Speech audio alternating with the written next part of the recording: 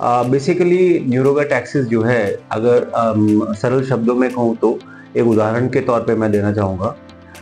आपने हमेशा नोटिस किया होगा कि सपोज़ कोई बच्चा एग्ज़ाम देने जा रहा है, तो देखिए एग्ज़ाम्स के पहले ही उसे वॉमिटिंग होना शुरू हो जाता है, या दस्त होता है, या पेट में दर्द होती है, या लूज़ मोशन शुरू होता है।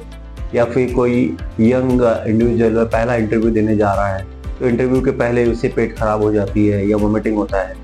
तो एक्चुअली ये होता क्यों है? तो बेसिकली ये दोनों एग्जाम्पल मैंने इसलिए दिया to show the very close relationship with which our brain as well as our gut acts. तो जो हमारे ब्रेन है और जो हमारे पेट आते हैं या गैस्ट्रोइंटेस्टाइनल ट्रैक्ट है, वो एक्चुअली साथ में काम करते हैं।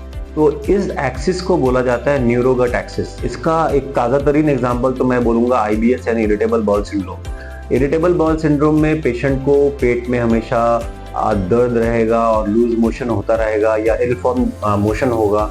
आप सारे पेट के जांच कर लेंगे, CT स्कैन करेंगे, एंडोस्कोपी करेंगे, कोलोनोस्कोपी करेंगे, सब कुछ नॉर्मल रहेगा, मगर उसका जो ये है जो उनकी जो मोशन है वो पेशेंट सेटिस्फाइड नहीं रहता बिकॉज ऑफ लूज मोशन, और या कई बार उनको मोशन जो है खुली तरीके से नहीं होता है, वो he is not satisfied with the amount of motion. तो ये अगेन दर्शाता है हमारे ब्रेन और जो हमारा जो गट है इसके कॉम्बिनेशन का, और या इसके साथ में काम करने का जो तरीका है उसे दर्शाता है। हमारे ब्रेन में लगभग 1 ट्रिलियन नर्व सेल्स है, जबकि हमारे गैस्ट्रोइंटेस्टाइनल ट्रैक्ट में 3 ट्रिलियन नर्व सेल्स है। तो आपको अंदाजा आ ही जाएगा कि हमारे जो गट है वो डेफिनेटली ब्रेन से कई गुना 3 गुना अधिक नर्व सेल्स होने के वजह से वो काफी सारे सिग्नल्स देते हैं। तो there is a two way communication between our brain as well as our gut. अभी माइक्रोस्कोपिकली ऑल्सो वी सी कि बहुत सारे रिसेप्टर्स जो ब्रेन में है वो एक्चुअली हमारे गट में भी है।